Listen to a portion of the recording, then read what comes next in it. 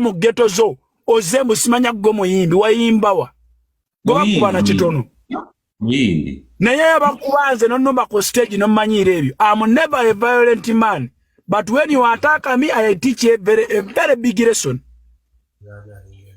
Olwanire ne sente za sale ate lwaero gwolwano gwojereka sale oli musiru okunya mukisa Katonda gande saba kyoyagala mbwaze Katonda njagala kunyingiza ggulu olimanye ggulu mukunja lero ntegede nti Godfather omwekitiibwa Bible yekugambye ekirisibwa ku nsi ne mu ggulu kirisibwa bw'oba mwavu wano ne mu ggulu ogenda ba mwavu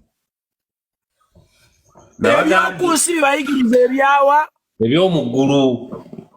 ebyomuggulu tolowooza mb'ogenda kubeera ano ng'oli munaku ogende mu ggulu ojoogaani olaba ayogera budde ogonga si mwanukula ate wenna amwanukula kati kyenjagala okulaga kabaala kati njogeremu oba akyayagala ng'oyogera by'amagezi nandi saga bino bya kisiru bwona ali ku mulimo oli ali kuki omulimo singa mayi gye bagigaba musigala ng'oyaayaana anti naawe toli kushiwa nti by'oyogera by'amagezi wabula ababiwulira bo be basengejja kati olina leka buli omu ayogere okirekere ensi kuba by'oyogera biwulirwa kujajinga nti byenjogedde bya kisiru kuba toli kushiwa nti naawe by'oyogera bye by'amagezi nze byenjogera by'amagezi kuba nasonze emmoroka ya bukadde 5 mu wiiki 2 okulagira nti yo an idiot cause tosobola kwejajinga you're a student you set your questions you mark yourself and you credit yourself it shows the really stupidity of the highest order. I want to buy a I can't tame you down when we are using Uganda. At least let us try to change the language. Godfather bagala kula kaboksi konno. Asoko ve kwabo nawa nanze nimwe yolevo. Honestly, we can't tame this guy down when we are using a local language. Let us change a little bit. Then we start making a lot of noise. Otherwise, you're gonna make noise till morning. Not even morning, till tomorrow. Let us just change the language.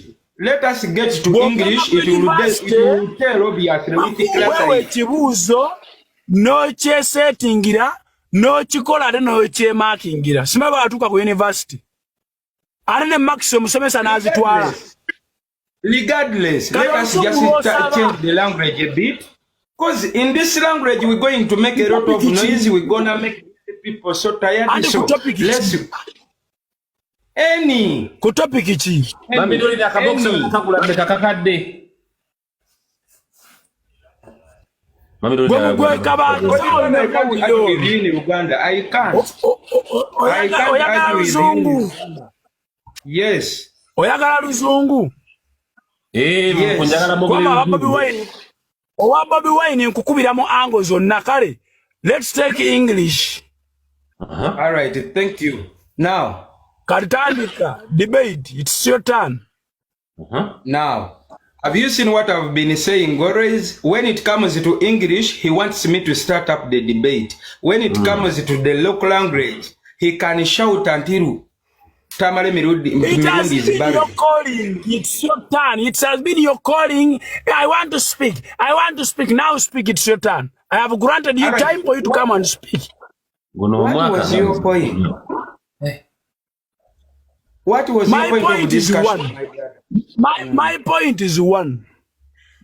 You people, the fans of Bobby Wine, the idiots, with your idiocy, you tend to carry on the foolery and you fool the people around. That yourselves, you are the only people who know how to make money, and therefore, others are beggars. That's one. Two, me, Mukunya, that one is working for the government. You come on with your nonsense from everywhere, here, there, here. Yet, the truth will set you free. Wait a bit. Wait a bit. I am paying 300,000 for Godfather to shut up. And I talk. I think that to talk evidence. I see the case of Angel. Ze muwata. Muweka kati. Twagala tukole evidence. Mpereza wereze. Bajiranga musukako. I would rather drive my savings. Other than twagala evidence kuno ziteke yo. You're fooling people. How many people Kabata? How many people are able to go to Sally to beg? But me have ina access to Sally to beg. But me have followers that are begging abagulira motoka. Tosirwaza abantu Godfather. Tobasirwaza. Abana bafira Agudde. Abana bagenda Agudde bakula sente buti ne batudde ebibumba byabwe. Tosirwaza abantu. Stop pulling people. You're paid to be stupid. Don't allow to be paid to be stupid. You seem a bright person, but you're paid to become stupid. Don't be paid to be stupid. Who knows all the truth?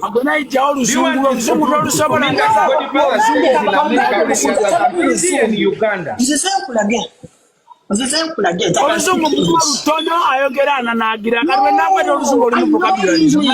Kabata, I know English. I'm a graduate.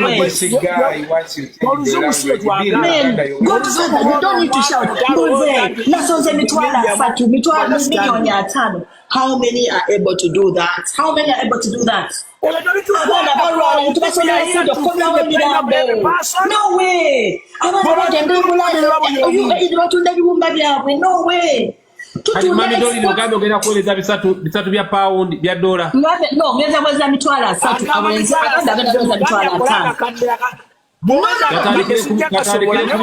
Kabata. Then I will show this guy. I don't beg. I